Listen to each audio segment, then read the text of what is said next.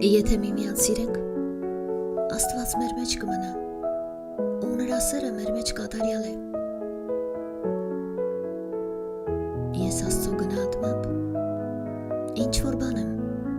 թե ոչինչ պետք է չափվի ոչ թե իմ գիտելիքներով, համբավով կամ պերճախոսությամբ, այլ Աստծո, նրա զավակների,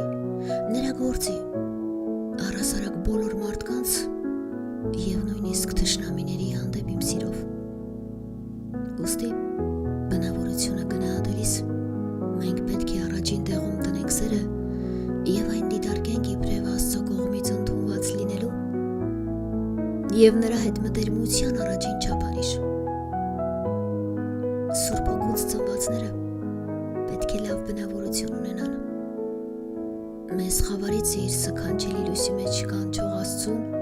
մեծարելու լավագույն ճանապարհը մեր կյանքում և առօրյա սիրո